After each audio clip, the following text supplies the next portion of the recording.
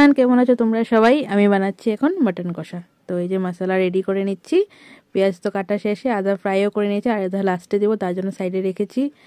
আর এই যে হয়ে গেছে, আমি কষিয়ে নিচ্ছি। কষানোর পরে দিয়ে দেবো কুকারে, কারণ অনেক লেট করেই বসিয়েছি, এত টাইম নেই, তার জন্য যে কুকারে দিয়ে দিচ্ছি। দেখো হয়েও গেছে, কিন্তু কুকারে দেওয়ার পরে দেখো তেলটা একদম উপরে উঠে গেছে। কুকারে দিলে যেটা হয় আর কি নর্মালি। মানে তো টুকরা মাংস খাইতে পারে খাইব নাকি? তারপরে বেশ একটা মাপন। এভরিওয়ান, তো বাজে 10:15, খাওয়া দাওয়া শেষ। এই তো একটু কাজটা যেগুলো করবো, এডিটিং করবো। ঘুমাতে ঘুমাতে তো ওই বাজেই না 12টা। তো অনেক দিন পর খেলাম এসে, মানে বানালাম মাটন। আর অনেক দিন পরেই খেয়েছি, মোটামুটি মিললে তো আমরা 1-1.5 মাস খাই নেই, ছেড়ে দিয়ে ভেবেছিলাম। বাট দেখো এই জন্য কিছু করে খাওয়া হয়ে গেছে। বাট ইচ্ছা আছে না, মানে একটু অ্যাভয়েডই করার এগুলো। তো যাই হোক, খাওয়া দাওয়া শেষ।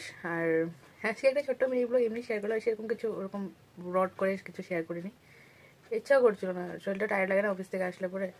আর আজকে একটা বিয়ে বাড়ির নিমন্ত্রণ ছিল, যেখানে মা গেছিলো, আমার শাশুড়ি মা। আমাদের যাওয়ার কথা ছিল, বাট যাওয়া হয়নি। তো ওইটাই, চলো নেক্সট একটা ছোট্ট মিনি ব্লগে দেখা হচ্ছে। Tata, good night.